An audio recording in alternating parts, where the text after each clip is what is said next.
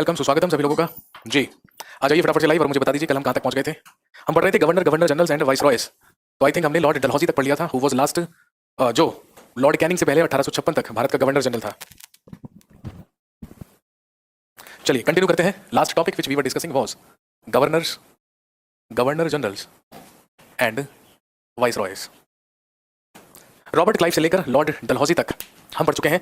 आज हम शुरू करेंगे लॉर्ड कैनिंग से, और हम सब जानते हैं लॉर्ड कैनिंग ही भारत का सबसे पहला वाइसराय हुआ। तो आज हम वाइसरॉयस के बारे में पढ़ते हैं। चलिए देर नहीं करेंगे, फटाफट से हेडिंग डालिए। सबसे पहले लिखेंगे लॉर्ड कैनिंग।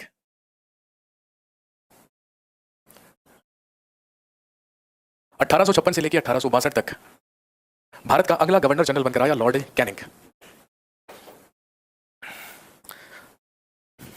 कल मैंने आपको बताया था कि 1856 में Dalhousie presented window remarriage bill, वही बिल पारित होकर एक्ट बना किसके समय में? कैनिंग के समय में। तो ध्यान रखेंगे इसी के समय में आया विडो रिमैरिज एक्ट, जिसे आप हिंदी में क्या लिखेंगे? विधवा पुनर्विवाह अधिनियम।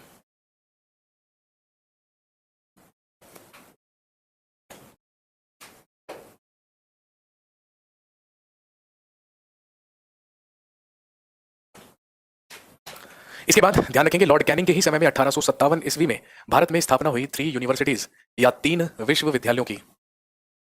केबीसी में क्वेश्चन था लास्ट सीजन में। क्वेश्चन क्या पूछा गया था कि बताइए कलकत्ता, मद्रास और बंबई विश्वविद्यालय की स्थापना किस गवर्नर जनरल के समय में हुई थी? आंसर क्या हो जाएगा? Lord Canning. लॉर्ड कैनिंग के ही समय में 1857 में कलकत्ता, मद्रास और बॉम्बे यूनिवर्सिटीज की स्थापना हुई। इसके बाद हम सब जानते हैं 1857 में लॉर्ड कैनिंग के ही समय में हुआ द रिवोल्ट ऑफ 1857, 1857 का विद्रोह। लॉर्ड कैनिंग के ही समय में आया 1858 का गवर्नमेंट ऑफ इंडिया एक्ट या भारत शासन अधिनियम। नेक्स्ट, लॉर्ड कैनिंग के ही समय में महारानी विक्टोरिया को भारत की साम्राज्ञी घोषित किया गया। लॉर्ड कैनिंग के ही समय में 1860 में first Indian budget was presented, पेश किया गया प्रथम भारतीय बजट।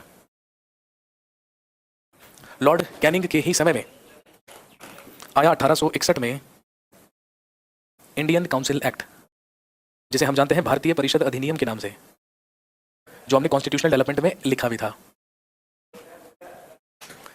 इसी के समय में 1861 में आया इंडियन हाई कोर्ट एक्ट या भारतीय उच्च न्यायालय अधिनियम। 1861 में आया इंडियन हाई कोर्ट एक्ट या भारतीय उच्च न्यायालय अधिनियम। और दोस्तों ध्यान रखेंगे इसी अधिनियम के तहत 1862 में हमारे देश में 3 उच्च न्यायालय या 3 हाई कोर्ट एस्टैब्लिश किए गए। और हम सब जानते हैं कलकत्ता, मद्रास और बॉम्बे हाई कोर्ट।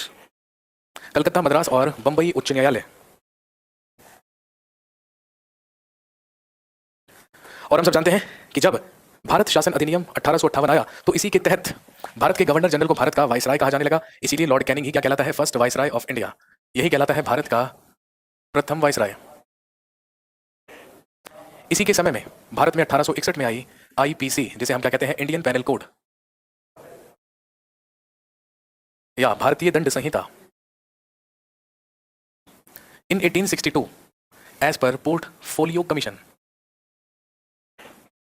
या पोर्टफोलियो आयोग के तहत Lord Canning did the classification of Indian department. Lord Canning के ही द्वारा भारत का विभागीकरण किया गया, इसीलिए इसे भारतीय विभागीकरण का भी जनक कहा जाता है। और दोस्तों ध्यान रखेंगे क्योंकि इसी के समय में भारत का सबसे पहला बजट पेश हुआ था और इसी में शुरुआत की गई थी सबसे पहले इनकम टैक्स या आयकर की। इसीलिए लॉर्ड कैनिंग को ही क्या कहते हैं? फादर ऑफ इनकम टैक्स, आयकर का जनक भी कहा जाता है लॉर्ड कैनिंग को। सारी की सारी चीजें संबंधित है किससे? लॉर्ड कैनिंग से। फटाफट नोट कर लीजिए।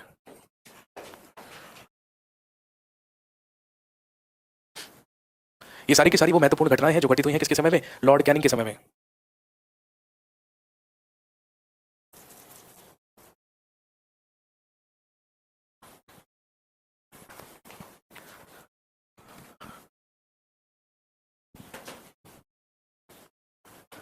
नेक्स्ट,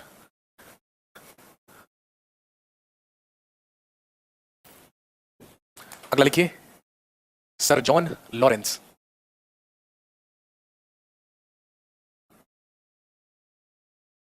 – 1862 से लेकर 1869 तक भारत का अगला वाइसरॉय बनकर आया सर जॉन लॉरेंस।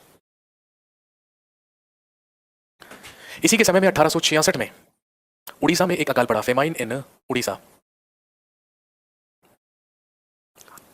और इसके अलावा 1868-69 में इसी के समय में राजपुताना और बुंदेलखंड में भी भीषण अकाल पड़ा। इसी के समय में हुआ डेवलपमेंट ऑफ रेलवे या रेलवे का विकास। इसके अलावा जॉन लॉरेंस के ही द्वारा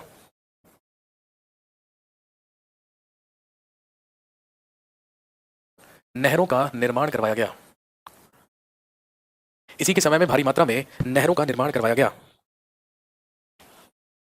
और इसी के समय में यूरोप के साथ पहली बार संचार व्यवस्था स्थापित की गई।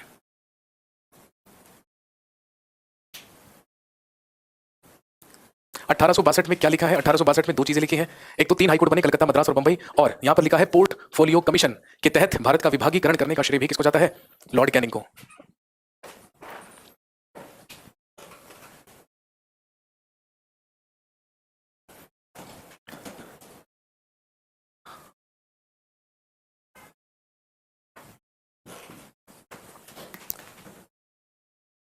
इसके बाद अगला लिखिए लॉर्ड मेयो।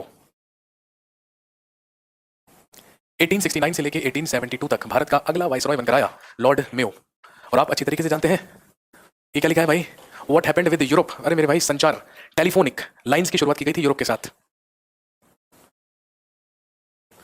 लॉर्ड मेयो, ध्यान रखेंगे, he founded Mayo College in Ajmer. इसी के द्वारा अजमेर में मेयो कॉलेज की स्थापना की गई।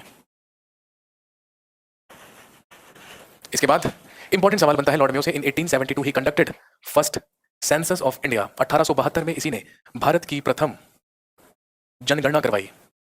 भारत में सबसे पहली जनगणना, सबसे पहले सेंसस को कराने का जो श्रेय है वो किसे जाता है? लॉर्ड मेयो को। लॉर्ड मेयो के ही द्वारा सबसे पहले भारत की जनगणना करवाई गई थी। सर प्लीज थोड़ा स्लो पढ़ाइए, नोट बनाने में दिक्कत होता है। अरे बेवकूफ आदमी, मैं यहाँ पर इंग्लिश में भी लिख रहा हूँ और हिंदी में भी लिख रहा हूँ, और स्वाभाविक सी बात है आप एक ही लैंग्वेज में लिख रहे होंगे। तो मुझे एक बात बताइए, कैसा कैसे हो सकता है कि आपकी स्पीड मुझसे स्लो हो नोट करने में? अब अगर आप फूल पत्तियां बनाकर और ज्यादा सजा दजा कर लिख रहे हैं तो बात अलग है, लेकिन आपको पता है ना एग्जाम में नोटबुक बनाने के मार्क्स नहीं मिलेंगे। नोटबुक जितनी मर्जी बना लीजिए, जब तक याद नहीं होगा तब तक सब बेकार है। इसके बाद आपसे एक सवाल पूछा जाएगा कि बताइए भारत का एकमात्र वो कौन सा वाइसराय था जिसकी हत्या अंडमान निकोबार में कर दी गई थी? He was Lord Mayo. और ध्यान रखेंगे in 1872 he was killed by an Afghani. He was killed by an Afghani named Sher Ali Afridi. 1872 में एक अफगान जिसका नाम शेर अली अफरीदी था, उसी के द्वारा इसकी हत्या कर दी गई थी। कहां पर? इन पोर्ट ब्लेयर। और हम सब जानते हैं जो कहां पर है, अंडमान एंड निकोबार आइलैंड्स में। आप सब जानते हैं पोर्ट ब्लेयर में ही सेलुलर जेल है, और जब ये सेलुलर जेल ही विजिट करने के लिए गया था तो वहीं पर इसकी हत्या एक अफगानी के द्वारा कर दी गई थी जिसका नाम शेर अली अफरीदी था। जी हाँ, बिल्कुल सही बात है। जो लोग सुन सुनकर साथ साथ लिख रहे होंगे उनको कभी भी स्पीड की दिक्कत नहीं होगी। अब जो लोग मेरा बोला हुआ ही नहीं समझ पा रहे हैं, जिनको बोर्ड में ही देखकर लिखना है, उनके साथ तो जीवन भर दिक्कत होने ही वाली है। इसके बाद अगला लिखिए, अगला होता है लॉर्ड नॉर्थब्रूक।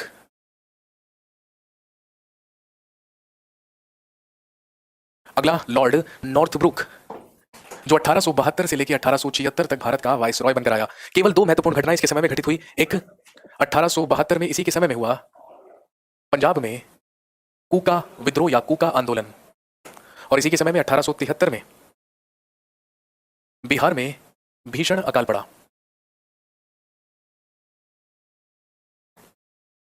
Next Lord Lytton. अगला वाइसराय लिखिए लॉर्ड लिटन जो 1876 से लेकर 1880 तक 4 वर्ष भारत का वाइसराय रहा। 100% क्वेश्चन मिल रहे हैं सर। भाई देखिए, जो लोग एफर्ट्स कर रहे होंगे, जो लोग अपने आप पर भरोसा रख रहे होंगे, आत्मनिर्भरता का पाठ पढ़ रहे होंगे, उन्हें दिक्कत नहीं आएगी। और जो 100% मेरे पर डिपेंडेंट है, उन्हें जिंदगी में भाई साहब गड्ढे में गिरने से कोई नहीं बचा सकता।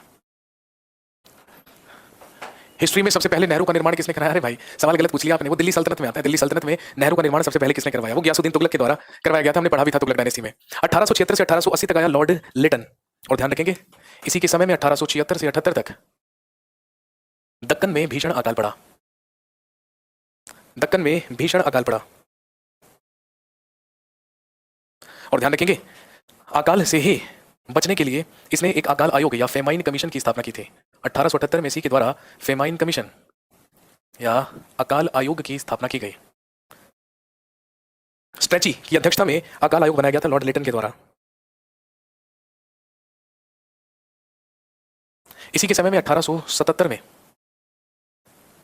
दिल्ली दरबार का आयोजन किया गया और हम सब जानते हैं यहीं पर विधिवत, भाई जैसे मैंने आपको लिखवाया 1858 में भारत की सम्राज्ञी महारानी विक्टोरिया घोषित की गई। रोज रात को मेरे पास किसी ना किसी का मैसेज जरूर आता है फेसबुक मैसेंजर पर और वो ये जरूर पूछते हैं कि सर आपने तो 1858 लिखवाया था लेकिन हमने तो 1876-77 पढ़ा है। भाई 1877 में जब दिल्ली दरबार लगा था ना, तो 1877 में भाई उस समय महारानी विक्टोरिया भारत की राज की यात्रा पर आई थी, तो इस समय महारानी विक्टोरिया को सम्राज्ञी घोषित नहीं किया गया था, विक्टोरिया की विधिवत ताजपोशी की गई थी और विक्टोरिया को कैसर हिंद की उपाधि भी दी गई थी। तो ये चीज अलग है और वो चीज अलग है। भाई क्राउन रूल शुरू हो जाएगा 1858 से, ये तो 1858 में घोषित कर दिया गया था ना। आपने बहुत अच्छा पढ़ाया है सर। अरे भाई साहब क्या करें सर, उस टाइम इतने सारे फेमाइन्स, इसका रीजन क्या है मेरे भाई? इसका रीजन ढूंढना है ना आपको, है ना। तो जब आप वनडे एग्जामिनेशन की तैयारी कर लें अच्छी तरीके से, ठीक है, तो मैं भाई सभी लोगों को बोलना चाहता हूं कि जब आप वनडे एग्जामिनेशन से पूरी तरीके से क्या हो जाए, फ्री हो जाए, तो फिर आपको जब डेप्थ में सारी की सारी चीजें और रीजन और कॉन्सेप्ट से जानने हो ना, तो फिर आकर हिस्ट्री स्पेशल बैच को ज्वाइन कीजिएगा।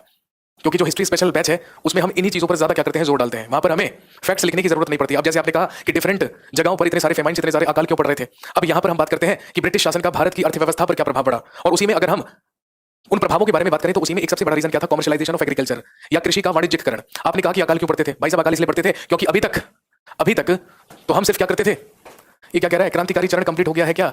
थोड़ा बहुत ही कराया है भाई साहब, जितना एग्जाम के लिए इंपॉर्टेंट है उतना ही तो कराएंगे, है ना। जितना एग्जाम के लिए इंपॉर्टेंट होगा उतना ही तो कराएंगे, थोड़ा और ज्यादा की तो बात ही नहीं है यहाँ पर।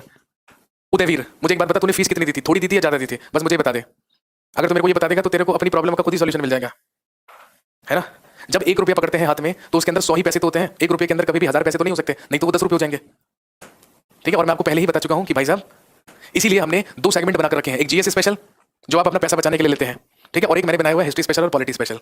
वो बनाया ही इसलिए हुआ है क्योंकि यहाँ पर ज्यादातर स्टूडेंट्स वो हैं जिन्हें बेसिक ही नहीं पता भाई। अब जिन्हें बेसिक ही नहीं पता, ठीक है, अब उन लोगों को मैं हायर लेवल की चीजें क्यों करवाऊंगा? इसीलिए मैं कहता हूं कि आपने यहाँ पर हिस्ट्री कंप्लीट कर ली। जब यहाँ पर हिस्ट्री कंप्लीट कर ली, अब भाई साहब आप कहाँ पहुंचिए, हिस्ट्री स्पेशल पर पहुंचिए। और जब आप हिस्ट्री स्पेशल पहुंचेंगे तब आपको समझ में आएगा कि भाई साहब असली इतिहास क्या है। लेकिन असली इतिहास को जानने के लिए पहले इतिहास की एक संरचना बननी भी तो जरूरी है ना, एक बेसिक अंडरस्टैंडिंग बननी भी तो जरूरी है। और आई एम डैम श्योर कि आपने जितना भी यहाँ पर पढ़ा है उससे आपको एक अच्छी अंडरस्टैंडिंग बन गई होगी इतिहास की। जब आप खुद से जाकर कहीं से भी पढ़ने की कोशिश करेंगे तो आपको खुद समझ में आ जाएगा।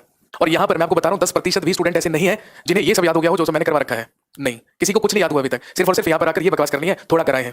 अभी जब तुम्हें थोड़े और ज्यादा में अंतर ही नहीं पता, जब तुम्हें यही नहीं पता कि भाई साहब एग्जाम के लिए क्या रिलेवेंट है और क्या नहीं, तो आप कैसे बोल सकते हैं कि थोड़ा करवाया या ज्यादा?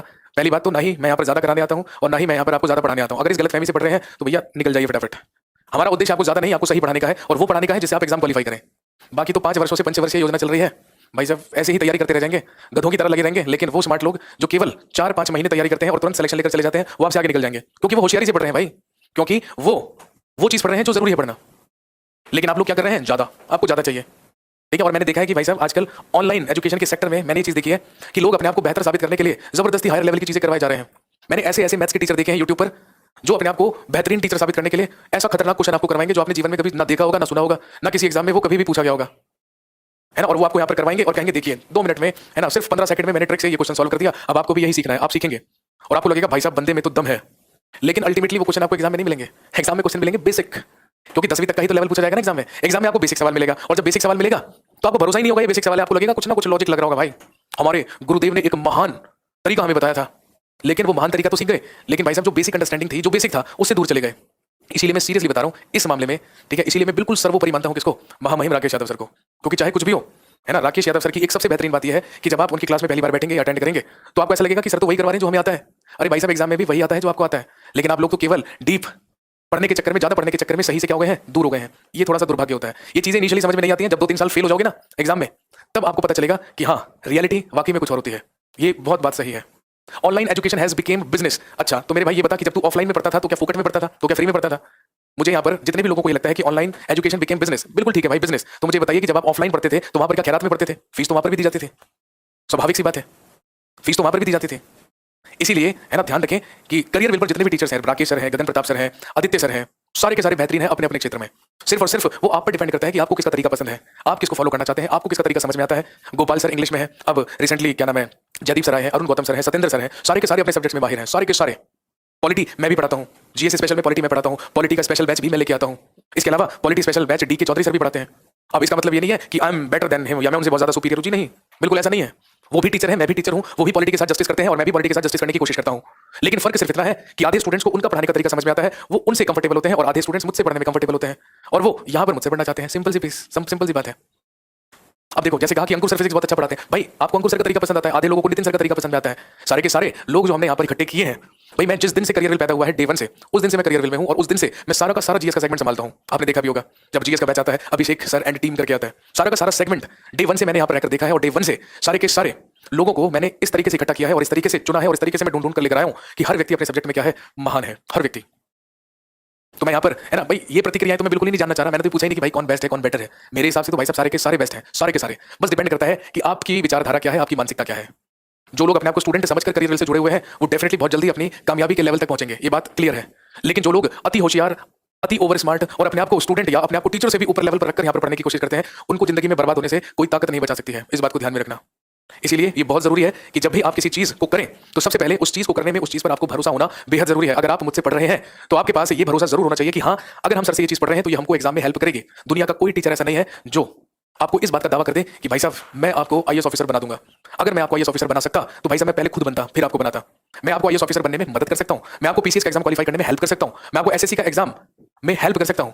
ये बहुत सिंपल सी बात है। लेकिन अगर मैं इस बात का दावा कर दूं या डंके की चोट पर लट उठाकर ये बात कह दूं कि बस मैं ही तुम्हें आईएएस बनाऊंगा, तो इसका मतलब मैं किसी ना किसी गलतफहमी में जी रहा हूं। क्योंकि जब आईएएस बनने की बात आएगी ना, तो मेरे भाई 30% कंट्रीब्यूशन मेरा होगा सिर्फ और सिर्फ तुम्हें गाइड करने का। लेकिन 70% मेहनत, 70% इंप्लीमेंटेशन और 70% जो भी चीजें होंगी, जो भी दिमाग चलाना होगा, वो केवल और केवल आपका होगा। इसके अलावा और किसी का योगदान नहीं है। और जब कल को आप सक्सेसफुल होंगे तो भाई साहब किसी को भी जीवन में कभी भी क्रेडिट मत दीजिएगा। सबसे पहला क्रेडिट केवल आपको जाएगा, केवल आपको। और जो दूसरा क्रेडिट है वो जाएगा आपके माँ बाप को, आपके पेरेंट्स को, जिन्होंने आपको हर तरीके से सपोर्ट किया और हर सिचुएशन में आप पर बिलीव किया। फिर कहीं जाकर तीसरा जो रोल आएगा, वो तीसरा रोल आएगा आपके टीचर्स का, जिन लोगों ने आपको पढ़ाया होगा, जिन लोगों को आपने फॉलो किया होगा। लेकिन ध्यान रखना, कभी भी अपनी कामयाबी का क्रेडिट किसी और को देने की जरूरत नहीं है, क्योंकि हमारी कामयाबी का सबसे पहला क्रेडिट हमें ही जाता है। क्योंकि हम ही वो लोग थे जो उस सिचुएशन में रहकर उन चीजों को फेस कर रहे थे। सचिन तेंदुलकर से भी बेहतर टेक्निक्स किसके पास होंगी हम सब जानते हैं, उनके कोच के पास होंगी। लेकिन अगर सचिन तेंदुलकर इतने महान बल्लेबाज बने तो सचिन तेंदुलकर कितने महान बल्लेबाज बनने में सबसे पहला योगदान उनका खुद का है, उनकी खुद की डेडिकेशन है, उनकी खुद की प्रैक्टिस है। क्योंकि उनके कोच ने तो केवल ये बताया कि भाई साहब लीजिए बल्ला और इस तरीके से मारेंगे स्ट्रेट ड्राइव। लेकिन उस स्ट्रेट ड्राइव को आकर इंप्लीमेंट करने का काम बल्ले से ग्राउंड में किया किसने? खुद सचिन रमेश तेंदुलकर ने। इसीलिए आज वो क्रिकेट के भगवान है, इसीलिए is known as god of cricket. If cricket is religion then Sachin Ramesh Tendulkar is god. इसीलिए वो है भारत रत्न मास्टर ब्लास्टर सचिन रमेश तेंदुलकर। और जब तक कायनात रहेगी, जब तक दुनिया रहेगी, तब तक उनका सम्मान किया जाता रहेगा, तब तक उनकी महानता के गुणगान किए जाते रहेंगे, इसमें कोई दो राय नहीं है। लेकिन ये बात बिल्कुल सही है, अपने पर भरोसा रखिए भाई, सिर्फ अपने पर। किसी की भी चिकनी चुपड़ी बातों पर आने की जरूरत नहीं है। कोई भी आपको स्टार नहीं बना सकता, आप तो पैदाइशी स्टार हैं। सिर्फ और सिर्फ चमकने की जरूरत है। और जैसे जैसे अपने आप को साबित करते रहेंगे, जैसे जैसे अपने आप को ऊपर उठाते चलेंगे, तो चमक अपने आप आ जाएगी और फिर खुद फलक पर चमकते हुए सितारे आप खुद कहलाएंगे। आपको ये मुझे कहने की जरूरत नहीं पड़ेगी कि सर मेरा नाम लीजिए। अरे भाई साहब, अपने आप को ऐसा बनाइए कि मैं क्या सारी की सारी दुनिया आपका नाम ले। मैं तो तुच्छ सा प्राणी हूं, मैं होता कौन हूं आपका नाम लेने वाला। लेकिन आपको खुद ऐसा बनाना है अपने आप को कि लोग खुद क्या करें, आपकी बातें करें, आपका नाम लें। ये बेहद जरूरी है। जिस व्यक्ति के पास संयम है, जिस व्यक्ति के पास पेशेंस है, जिस व्यक्ति के पास पॉजिटिविटी है, जो अपने आप पर भरोसा रखता है, सेल्फ बिलीफ, बस वही स्टार है, चाहे वो कोई भी हो। समझ में आ गई बात? इस बात को हमेशा ध्यान रखिएगा। चलिए जी, anyways back to the topic. तो सबसे इंपॉर्टेंट सवाल पूछते हैं कि 1877 में विक्टोरिया की ताजपोशी की गई, दिल्ली दरबार लगाया गया और इसे कैसरे हिंद की उपाधि दी गई। इसके बाद ध्यान रखेंगे लॉर्ड लिटन के ही समय में, लॉर्ड लिटन के ही समय में 1878 में आया वर्नाकुलर प्रेस एक्ट। इसी के समय में आया वर्नाकुलर प्रेस एक्ट या प्रेस अधिनियम, जो 1878 में आया था। और ध्यान रखेंगे इसी के समय में the minimum age for ICS was reduced from 21 years to 19 years. इसी के समय में नागरिक सेवा परीक्षाओं के लिए न्यूनतम आयु को 21 वर्ष से घटाकर 19 वर्ष कर दिया गया। 1 मिनट वेट करेंगे, बस कंटिन्यू करते हैं, आज फिनिश करना है ये टॉपिक।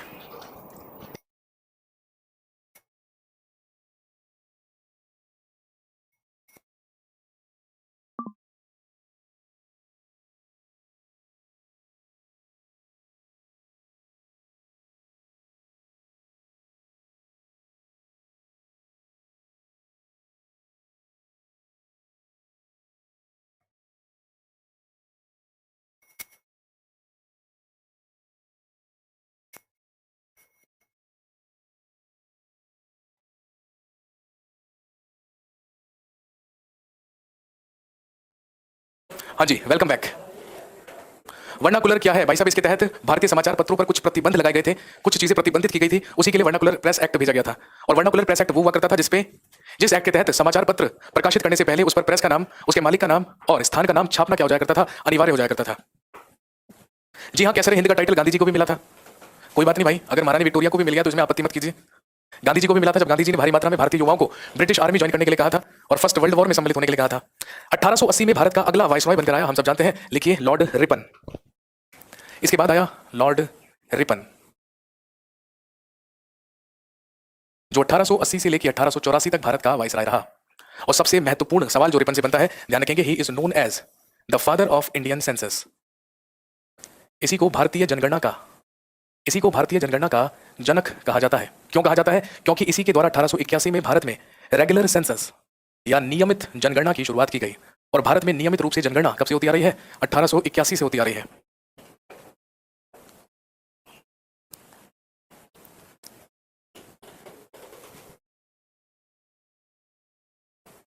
इसी के समय में 1881 में आया फर्स्ट फैक्ट्री एक्ट या प्रथम कारखाना अधिनियम। नेक्स्ट, भारतीय शिक्षा में सुधार के लिए इसी के समय में 1882 में बना हंटर कमीशन या हंटर आयोग। ये सारी चीजें ऑलरेडी हम पढ़ चुके हैं जब हमने डेवलपमेंट ऑफ एजुकेशन के बारे में पढ़ा था। इसके अलावा इन 1882 he started local governance in India. इसी के द्वारा भारत में स्थानीय स्वशासन की शुरुआत की गई। इसी के द्वारा भारत में स्थानीय स्वशासन की शुरुआत की गई। इसके बाद भारत का अगला वायसराय बनकर आया, यहीं पर लिख लीजिए, लॉर्ड डफरिन।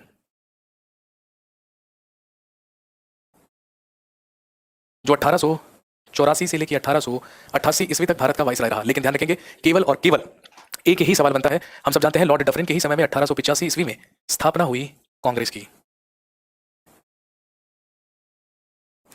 और हम ऑलरेडी लिख चुके हैं पहले भी, the founder of Congress was A.O.. Hume. A.O.. Hume के द्वारा कांग्रेस की स्थापना की गई 1885 में लॉर्ड डफरिन के समय।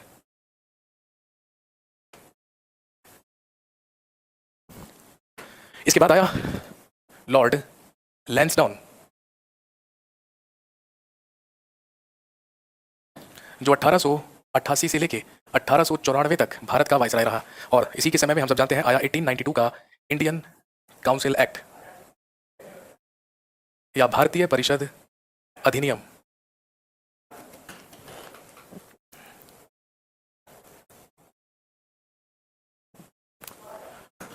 और इसी के समय में 1891 में आया सेकंड फैक्ट्री एक्ट या द्वितीय कारखाना अधिनियम।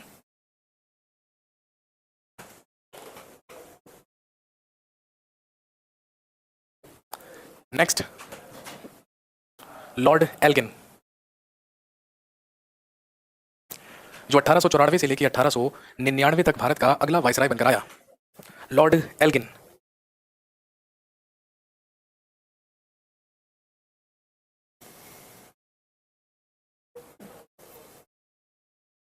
और ध्यान रखेंगे, इसी के समय में 1896-97 ईस्वी में पंजाब, बिहार, उत्तर प्रदेश और मध्य प्रदेश में भीषण अकाल पड़ा। और इसी से निपटने के लिए 1897 में इसने लॉयल आयोग या लॉयल कमीशन का गठन किया।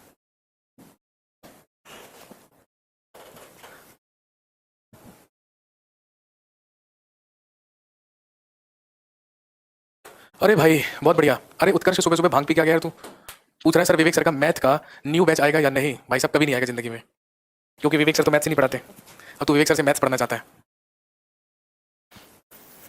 सुबह सुबह तूने नाश्ते में दूध में केसर की जगह अफीम डाल लिया, मेरे को ऐसा लग रहा है। और तू पूरी तरीके से हाई हो चुका है इस टाइम।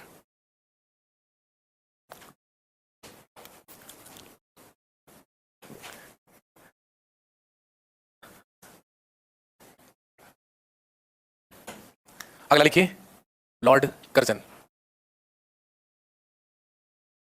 1899 से लेकर 1905 तक भारत का वायसराय बनकर आया लॉर्ड कर्जन। सबसे ही पहला सवाल आपसे पूछेंगे कि बताइए भारत का सबसे अप्रिय वायसराय या सबसे डिसलाइक्ड वायसराय कौन हुआ है।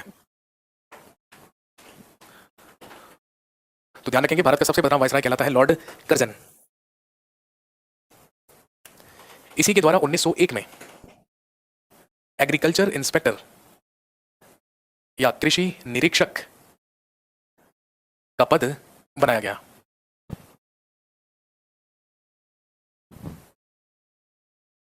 इसी के समय में 1904 में आया इंडियन यूनिवर्सिटी एक्ट या भारतीय विश्वविद्यालय अधिनियम। In 1905, he founded Public Service Commission. 1905 में इसने गठन किया लोक सेवा आयोग का। और ध्यान रखेंगे आईसीएस की मिनिमम एज को इसने फिर से बढ़ाकर कितना कर दिया, 21 ईयर्स, 21 वर्ष।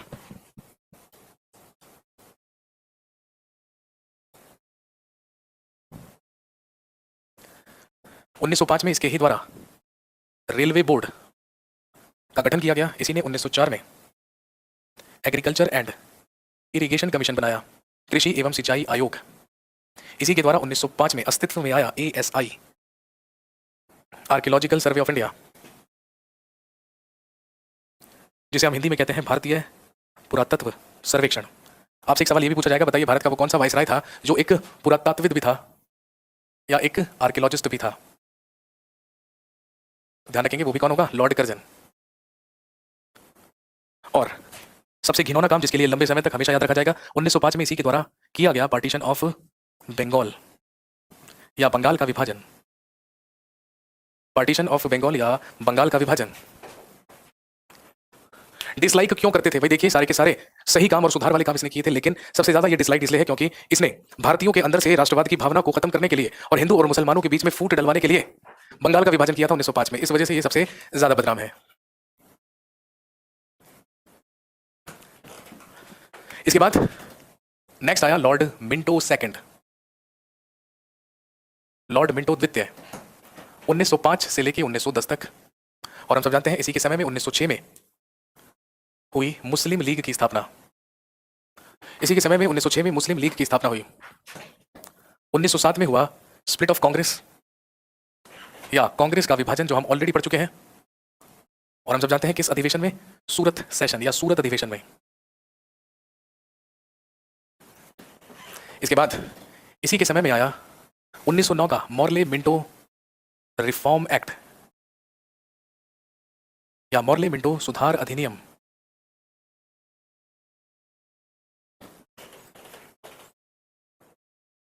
नेक्स्ट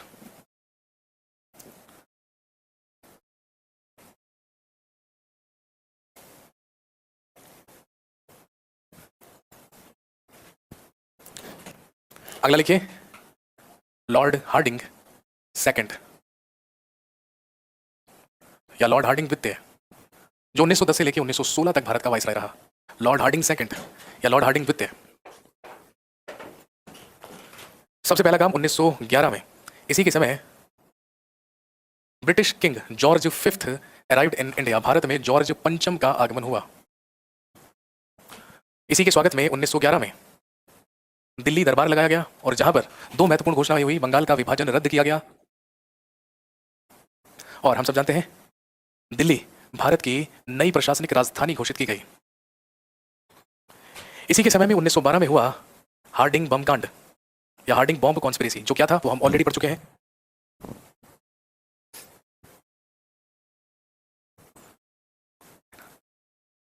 इसी के समय में 1914 में शुरू हुआ फर्स्ट वर्ल्ड वॉर या प्रथम विश्व युद्ध। इसी के समय में 9 जनवरी 1915 को Gandhi ji return from South Africa. Gandhi ji दक्षिण अफ्रीका से वापस लौटे।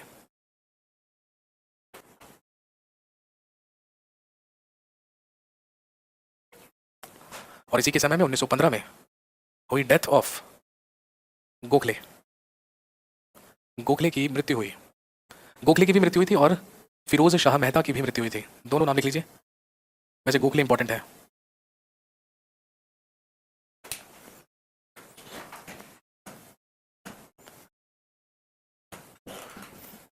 नेक्स्ट अगला वाइसरॉय बनकर आया लॉर्ड जेम्स फोर्ड।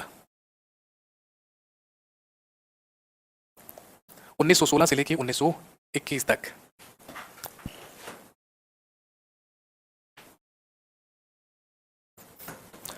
उन्नीस 1916 में हम सब जानते हैं स्थापना हुई BHU की, that is Banaras Hindu university. और हम सब जानते हैं इसके संस्थापक कौन हुए हैं, पंडित मदन मोहन मालवीय। 1917 गांधी जी का भारत में सबसे पहला आंदोलन जो कौन सा है, चंपारण सत्याग्रह है। इसके बारे में पढ़ चुके हैं ऑलरेडी। इसी के समय में आया 1919 में Montagu Chelmsford reform act या मॉन्टेग्यू जेम्स फोर्ड सुधार अधिनियम। इसी के समय में 1919 में शुरू हुआ खिलाफत मूवमेंट, खिलाफत आंदोलन। और हम सब जानते हैं इसी समय में 1919 में आया रोलेट एक्ट। 1919 में इसी के समय में हुआ जलियांवाला बाग नरसंहार। इसी के समय में in 1920 Gandhi ji started non cooperation movement. Gandhi ji ने अपना असहयोग आंदोलन शुरू किया। ये सारी महत्वपूर्ण घटनाएं लॉर्ड जेम्स फोर्ड के समय में हुई।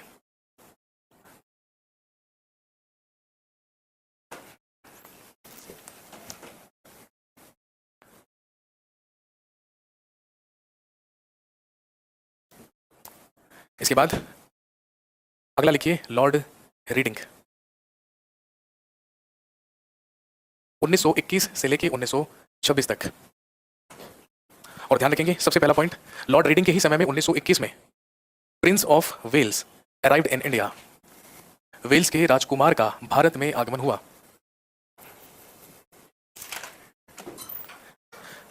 1922 में इसी के समय में हुआ चौरी चौरा कॉन्स्पिरेसी या चौरी चौरा कांड। वही ऐतिहासिक घटना जिसके होने के बाद हम सब जानते हैं Gandhi ji took back his non cooperation movement. तो हम सब जानते हैं 1922 में ही Gandhi ji took back non cooperation movement. Gandhi ji के द्वारा असहयोग आंदोलन वापस ले लिया गया।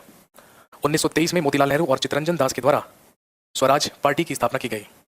1925 में लॉर्ड रीडिंग के ही समय में हुई काकोरी कॉन्स्पिरेसी। इसी के समय में 1923 में 1923 में written exams of ICS were held in India. पहली बार 1923 में ही आईसीएस की जो परीक्षाएं थी वो भारत में करवाई गई। और हम सब जानते हैं इससे पहले ये केवल और केवल लंदन में हुआ करती थी।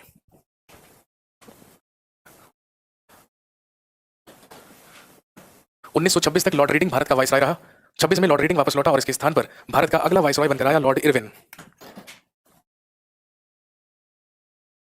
लॉर्ड इरविन जो 1926 से लेकर 1931 तक भारत का वाइसराय रहा। हम सब जानते हैं इसी के समय में 1927 में लंदन में गठन किया गया साइमन कमीशन का, जो 1928 में साइमन कमीशन भारत भेज दिया गया। और हम सब जानते हैं 1928 में ही नेहरू रिपोर्ट पेश की गई बाय मोतीलाल नेहरू। इसके बाद 1928 में ही डेथ हुई लाला लाजपत राय की। 1928 में ही की गई सैंडर्स की हत्या और हम सब जानते हैं भगत सिंह राजगुरु और सुखदेव के द्वारा। इसके बाद 1929 में इरविन के ही समय में हुआ असेंबली बम कांड। भगत सिंह के द्वारा असेंबली में बम फेंका गया। 1930 में गांधी जी ने स्टार्ट किया सविनय अवज्ञा आंदोलन और हम सब जानते हैं इसी के तहत 12 मार्च 1930 को हुई गांधी जी की दांडी यात्रा। इसके बाद 5 मार्च 1931 को साइन हुआ गांधी इरविन पैक्ट या गांधी इरविन समझौता। 1930 में लॉर्ड इरविन के ही समय में हुआ फर्स्ट राउंड टेबल कॉन्फ्रेंस। और 23 मार्च 1931 को execution of Bhagat Singh Rajguru and Sukhdev. Bhagat Singh Rajguru और सुखदेव को फांसी दी गई।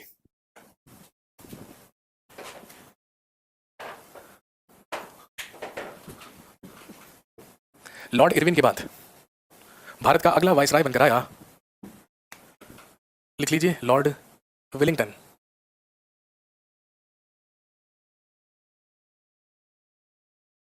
उन्नीस से लेकर 1936 तक। और ध्यान रखेंगे इसी के समय में 1931 में सेकंड और 1932 में हुए third round table conference London में। 1932 में साइन हुए पूना पैक्ट पर, जिसे पूना समझौता कहा जाता है। 1933 में the word Pakistan was given by Chaudhry Rahmat Ali. Chaudhary Rahmat Ali के द्वारा 1933 में पाकिस्तान शब्द दिया गया। सर आपका बिहार स्पेशल बैच कब तक आएगा? अरे मेरे भाई, बिहार स्पेशल में क्या भारत की जगह तू अंडमान निकोबार का इतिहास पढ़ेगा या होनालुलु का इतिहास पढ़ेगा? ये बता, पढ़ना तो उसमें भी भारत का इतिहास है ना। तो बीपीएससी के बैच की बजाय आप हिस्ट्री स्पेशल बैच में जाइए। भाई मैंने तो हिस्ट्री और पॉलिटी ही पढ़ा लिया ना, सिंपल सी बात है।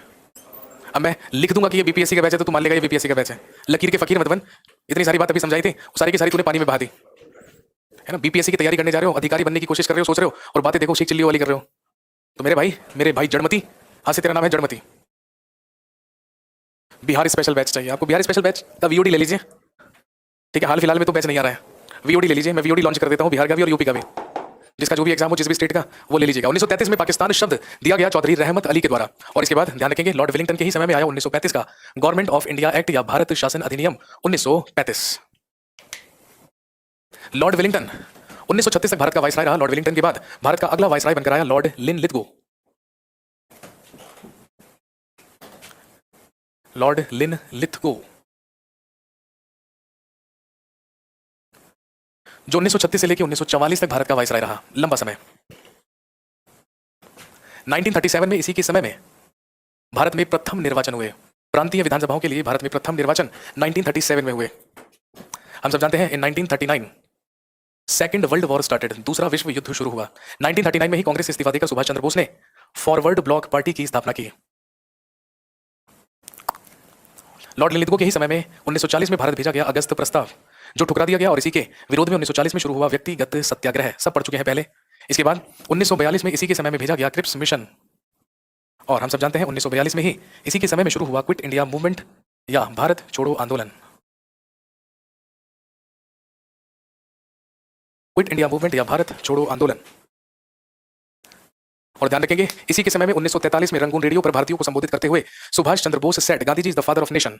गांधी जी को राष्ट्रपिता कहने वाले ही कौन है? सुभाष चंद्र बोस, जो 1943 में इनके द्वारा कहा गया था।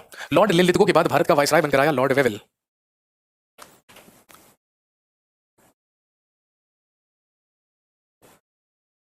जो 1944 से लेकर 1947 तक भारत का वायसराय रहा। हम सब जानते हैं इसी के समय में 1945 में सेकेंड वर्ल्ड वॉर हुआ और जापान पर अमेरिका के द्वारा परमाणु हमले किए गए। सेकेंड वर्ल्ड वॉर समाप्त हुआ और 24 अक्टूबर 1945 को गठन किया गया संयुक्त राष्ट्र संघ या यूएनओ का। और हम सब जानते हैं इसके बाद 1946 में भारत भेजा गया कैबिनेट मिशन प्लान या कैबिनेट मिशन योजना, और इसी कैबिनेट मिशन योजना के तहत 1 जुलाई 1946 को करवाए गए first election for constituent assembly, संविधान सभा के प्रथम निर्वाचन, और इसी से बनी हमारे देश की सबसे पहली अंतरिम सरकार, first interim government of India. इसके बाद 20 फरवरी 1947 को ब्रिटेन के प्रधानमंत्री क्लीमेंट एटली के द्वारा हुआ डिक्लेरेशन ऑफ इंडियन इंडिपेंडेंस या भारतीय स्वतंत्रता की घोषणा, और इसी घोषणा के बाद मार्च 1947 में भारत का वायसराय बनकर आया लॉर्ड माउंटबेटन।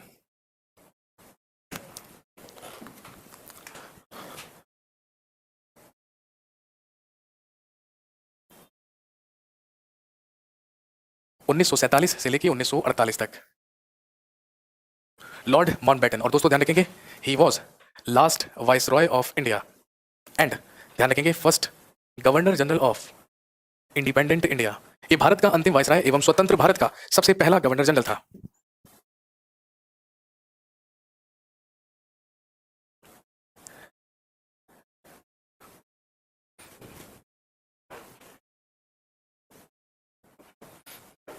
इसके बाद यही लेकर आया दो प्लान जिन्हें कहा जाता है माउंटबेटन प्लान और दूसरा डिकी बर्ड प्लान। और दोस्तों आप सब जानते हैं 1947 में आया इंडियन इंडिपेंडेंस एक्ट या भारतीय स्वतंत्रता अधिनियम, और इसी के तहत हमें आजादी मिली। 1948 में माउंटबेटन भारत से वापस लौट गया और भारत के अंतिम गवर्नर जनरल बने सी राजगोपालाचारी। और आप सब जानते हैं सी राजगोपालाचारी अंतरिम सरकार में शिक्षा मंत्री हुआ करते थे। इन्हें भारत का अंतिम गवर्नर जनरल बनाया गया। हम सब जानते हैं इन्हें क्या कहा जाता है? He is known as Rajaji and Chanakya of modern India. इन्हें आधुनिक भारत का चाणक्य कहा जाता है। 24 जनवरी 1950 तक भारत के अंतिम गवर्नर जनरल रहे सी राजगोपालाचारी, और हम सब जानते हैं 24 जनवरी 1950 को गवर्नर जनरल का पद खत्म करके हमने एक नया पद अडॉप्ट किया जो क्या था? राष्ट्रपति या प्रेसिडेंट, जो हमने यूएसए से लिया था, और हमने अपने संविधान सभा के अध्यक्ष डॉक्टर राजेंद्र प्रसाद को ही भारत का सबसे पहला प्रेसिडेंट या राष्ट्रपति घोषित कर दिया। और आप अच्छी तरीके से जानते हैं कि 26 जनवरी 1950 से गवर्नर जनरल का पद समाप्त कर दिया गया और भारत के सबसे पहले राष्ट्रपति या सबसे पहले जो प्रेसिडेंट बने वो कौन बने? डॉक्टर राजेंद्र प्रसाद बने। तो दोस्तों यहां पर ये टॉपिक खत्म होता है जो है governor, governor generals and viceroys. अब मैं आपको साफ साफ बता देता हूं, एग्जाम के लिए जितनी भी इंपॉर्टेंट चीजें हैं वो सब हमने यहां पर कवर कर ली हैं। ठीक है, इसके अलावा जिस भी व्यक्ति को भाई साहब जो भी जानकारी चाहिए तो आपके पास असंख्य माध्यम है, आप उसका इस्तेमाल कीजिए, किताबों का इस्तेमाल कीजिए, सेल्फ स्टडी कीजिए और एग्जाम के लिए तैयारी कीजिए। मैं आपको बता देता हूं आज की क्लास खत्म होने के बाद हिस्ट्री किन किन बैच में फिनिश हो चुकी है। ध्यान रखेंगे यूपीएसआई बैच भाई साहब आपकी हिस्ट्री समाप्त। इसके अलावा जीएस स्पेशल 12 बैच जीएस समाप्त। इसके अलावा जीएस 13 बैच आपकी भी हिस्ट्री समाप्त। हिस्ट्री में अब आप सुन लीजिए, जो एंशिएंट इंडिया है, जो प्राचीन भारत है, वो केवल किसमें बचा है? GS 14 बैच और GS 15 बैच। तो GS 14 एंड 15 बैच आपका एंशिएंट इंडिया, आपका भारत, अभी जो प्राचीन भारत वाला पार्ट है वो बचा है, उसे कंप्लीट अभी करवाया जाएगा। बाकी इन तीनों बैचेस की हिस्ट्री कंप्लीट हो चुकी है। और अगली चीज, कल से हम दोबारा से मिलेंगे, और जब मिलेंगे तो आप सब जानते हैं कल से GS 12, 13, 14 और 15 बैच, टाइमिंग यही रहेगी। और ध्यान रखेंगे, कल से हम क्या स्टार्ट करेंगे? Indian polity. इस टाइम स्लॉट में कल से डेली पॉलिटी करवाई जाएगी, ताकि आपका पॉलिटी का सिलेबस भी जल्दी से खत्म करवा दिया जाए। और GS 14 और 15 के मित्रों, दोस्तों, सखाओं, आपको किसी अगले टाइम स्लॉट में क्या करवाया जाएगा? एंशिएंट इंडिया करवाया जाएगा, जो बहुत जल्दी हो जाएगा। तो अब किसी भी प्रकार की कोई कंफ्यूजन नहीं होनी चाहिए। बाकी रही बात हिस्ट्री स्पेशल बैच और पॉलिटी स्पेशल बैच की, इस मंथ के एंड तक या फिर जुलाई के फर्स्ट वीक में, होपफुली 6 जुलाई से, तो हमारा जो हिस्ट्री और पॉलिटी स्पेशल बैच है वो आ जाएगा। तो जिन लोगों को वर्ल्ड हिस्ट्री नहीं कराने के, अरे भाई साहब, वर्ल्ड हिस्ट्री किसी भी वनडे एग्जामिनेशन में नहीं आती है, वर्ल्ड हिस्ट्री पढ़नी है तो हिस्ट्री स्पेशल बैच में जाइए। समझ में आ गई?